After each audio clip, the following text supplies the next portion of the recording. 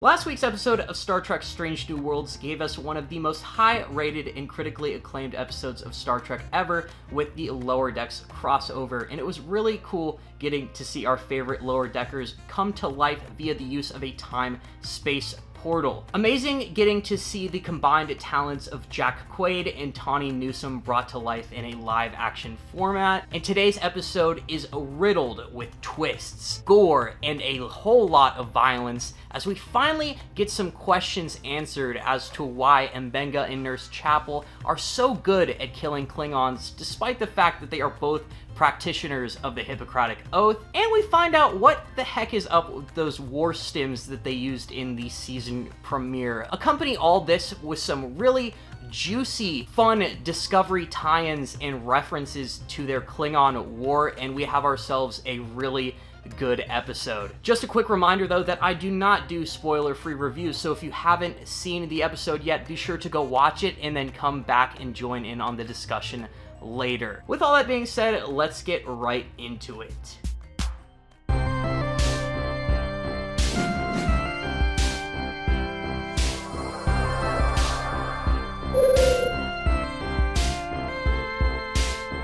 Today's episode sees the Enterprise crew picking up a very important Klingon with ambassadorial status. He's actually a defector of war. He goes by the name of Doc Ra, and he's an ex-Klingon commander who's got a bunch of bloody accolades under his belt, the most famous of which is the Butcher of Jagal. And Jagal is the planet that M'Benga and Nurse Chapel are stationed on. They're traumatized there. Pretty much all the flashbacks take place on this planet, and this is the planet where they fought against Doc Ra and his forces. In the first 12 minutes truly give you the impression as a viewer that they are doing everything in their power while exploring this wartime past of M'Benga and Chapel. They're doing everything in their power to legitimize Discovery and its season 1 with the very, in my opinion, cool, violent Klingon war that they had. They do this by putting them in the Discovery wartime uniforms, and then also Doc Ra is the second Klingon that we've seen in the season that seems to be a combination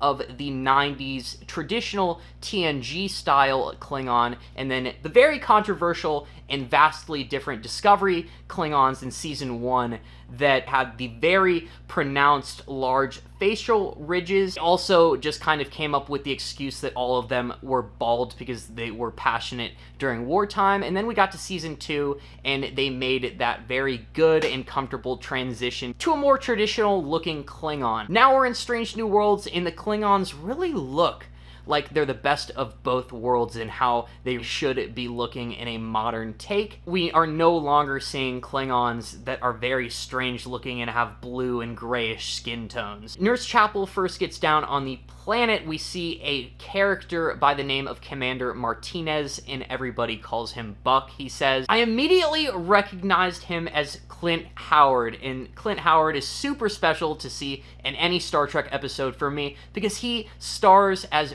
Baylock in the Corbinite Maneuver, the TOS episode. That is one of my favorite episodes of Trek of all time. I might even put it up in a top 10 spot. It's that good. I think the last time we saw Clint Howard was as a creepy Orion in a season finale of Discovery. So it's always great getting to see him. He's like well over 50. I think he's in his 60s now. So it's just a treat every time I get to see this dude in Star Trek. Really cool getting to see him. And M'Benga and Chapel are of course the main focus because they're the characters that are on Jagal at the time of Doc Ra's occupation and him fighting against the Federation and doing all of these war crimes. That means we get to see them meet for the first time ever as they have badly wounded and mutilated Starfleet soldiers just kind of pushed onto them. They come through on this transporter pad after they get done fighting the Klingons, and it is just really impressive how gory they get in today's episode. There are some soldiers with huge burns in the side of their face, and then there's this one character who legitimately just has his guts falling out of his body. does a great job of reminding me of that really high-budget, appealing violence that we saw in Discovery Season 1 with the Klingon War. Always thought it was a missed opportunity that they just had the Klingon War in that one season of Discovery. They should have just had it become the whole series, and they should have had Michael Burnham's story be a really cool prequel wartime drama that's really violent and has a lot of themes that appeal to both Gen Z and just young men, like shonen jump elements. This episode does wonders for explaining why Dr. Mbenga is actually the way he is and why he's so proficient in kicking Klingon keister. Scene where he took a basically mortally wounded patient. They didn't have the necessary tools to save his life, so he put him in the transporter buffer and just kind of suspended him there, and this is definitely a callback to the technique that he utilized to save his daughter in Season 1 and keep her healthy despite her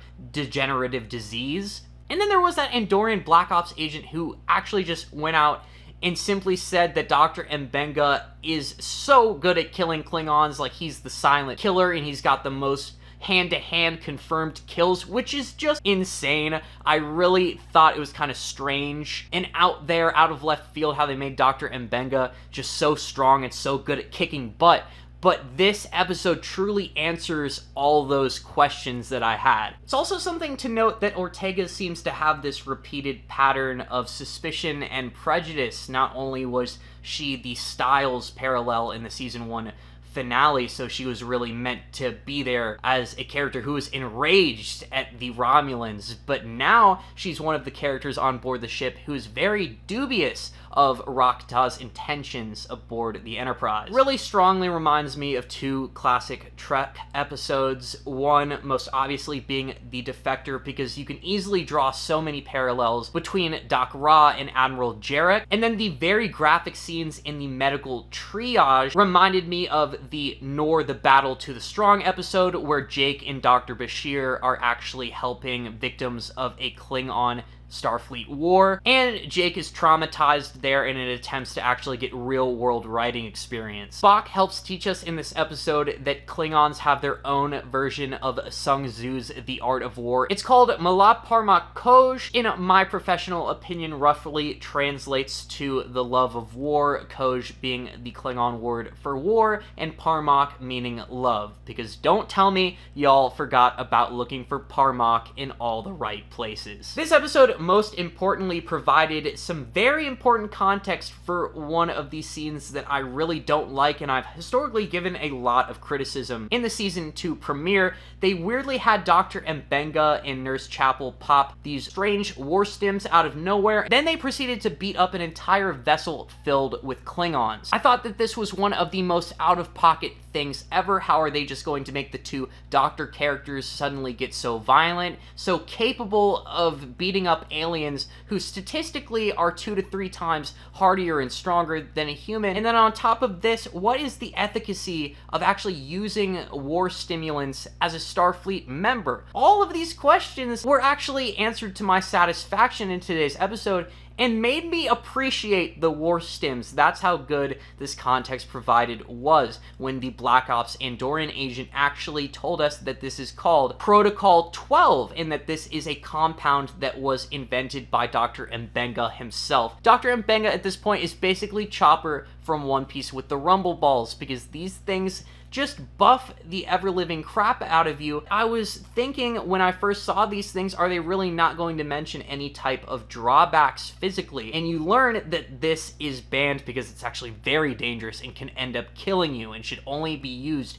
in very dire warlike situations. Really appreciate that context. It made me feel so much better about the Season 2 premiere. Having Ortega's actually show Takuma love by directly referencing his war cry, "We shall remain Klingon," and it's just another layer of them legitimizing that Discovery season, and it's just really cool that they're doing that and not forgetting about it just because a lot of people criticize it. Does anyone feel like the fact that they were manually literally pumping that one ensign's heart is a reference to Lower Decks, Dr. Tiana and Tendi, because I'm pretty sure that's the only other time I've seen them manually pump a heart in Star Trek. Wouldn't that be a coincidence as well that it's happening shortly after the Lower Decks crossover episode? They go total in the pale moonlight with this episode, giving us one of the craziest twist endings and making Dr. Mbenga and Nurse Chapel accessories to murder and having them directly lie to their commanding officer and their closest friends so that Dr. Mbenga does not have to spend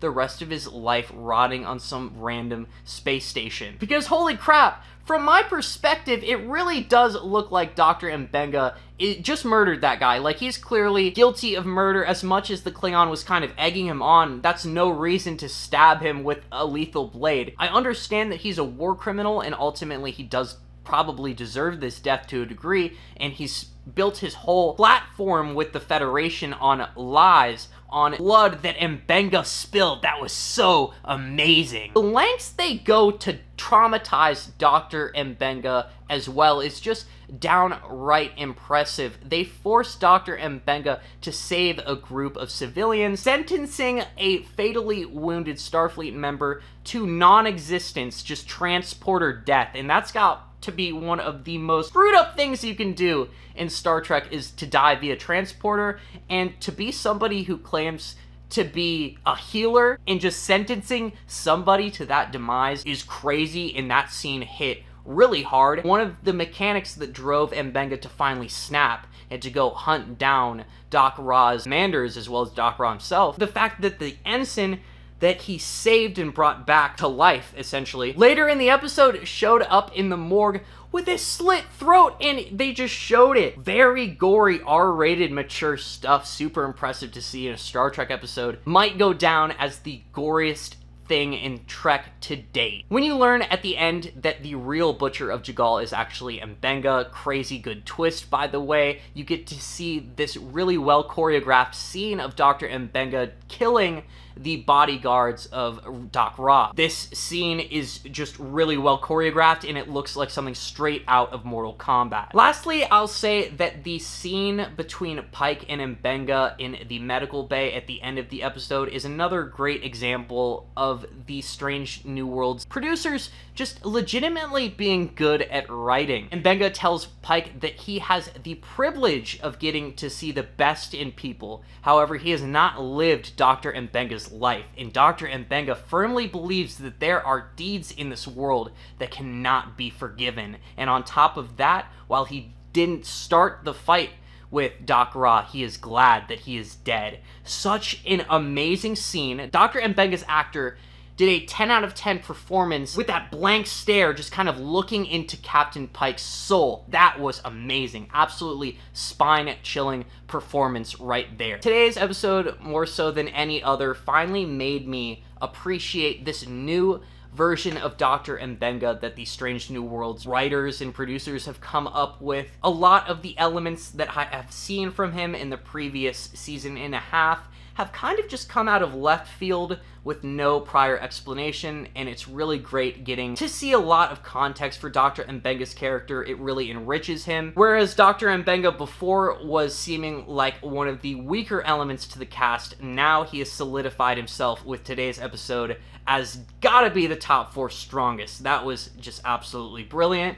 It's like the Batman of Star Trek, just really good at beating up people in the middle of the night and just highly traumatized. Today's episode is going to be getting a 7.5 out of 10 for 3 reasons. Just because it was a really good episode, I enjoyed how impressive the gore and blood was, and then on top of that, the love that they showed Discovery and its Klingon War was just absolutely brilliant, and every time they dropped like a significant Discovery reference, it really did put a smile on my face. Before I go, I would just like to say that my last review, performance-wise, was the best I've ever done on the channel. I believe it got over 300 likes and well over 5,000 views, and I'm just so incredibly blessed and thankful that that is the case. To anybody who left a comment with kind words or left their thoughts and feelings about the episode, that just makes me so happy. I love comments more than anything, it's just really cool getting to see what you guys think about the Star Trek episode after it comes out. Join us next week when Star Trek Strange New Worlds goes to Broadway. Yes, sir, we are going to be getting the musical episode. Excited to see the cast singing and dancing the whole entire time. With all that being said, I hope you enjoyed the video, and if you're enjoying any of the content that you see on the channel, I'd be very flattered